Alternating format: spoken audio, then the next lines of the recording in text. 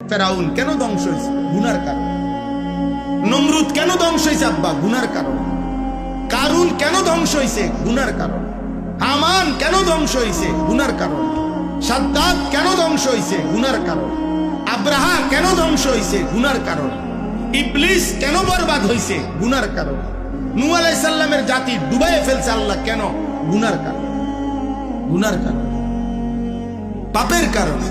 এই পাপ এগুলা, এই মদ, জুয়া, নারী, জিনা, বেবিচার, নারীর সাথে হারাম কাজ, সুদ, চুরি, ডাকাতি, ছিনতাই, রাহাজানি, অন্যায়, জোর জবরদখল, হারাম উপার্জন, এগুলোই ঘুরে ঘুরে প্রতিবার এমন মানুষগুলো এই পৃথিবীতে লাঞ্ছিত হয়েছে। একবার না দুইবার। এই পাপীগুলো শেষ পর্যন্ত বেইজ্জতি হয়েছেই হয়েছে।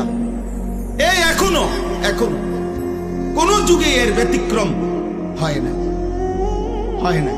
সূর্যের উদিত হওয়াতে ব্যতিক্রম হয় না, চন্দ্রের উদিত হওয়াতে ব্যতিক্রম হয় না, রাত্র দিনের ধারাবাহিকতায় ব্যতিক্রম হয় না।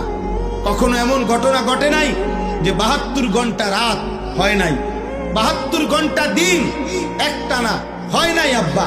বরং আল্লাহ তাআলা যেভাবে এই নিজাম ঠিক রাখছেন, এটাও আল্লাহর নিজাম যে যুগে যুগে এই প্রত্যেক পাপী, সীমা লঙ্ঘনকারী আজ না হোক কাল শেষ পর্যন্ত লাঞ্ছিত, অপমানিত, ধ্বংসই হয়, ধ্বংসই হয়, ধ্বংসই হয়। এটাই বাস্তবতা।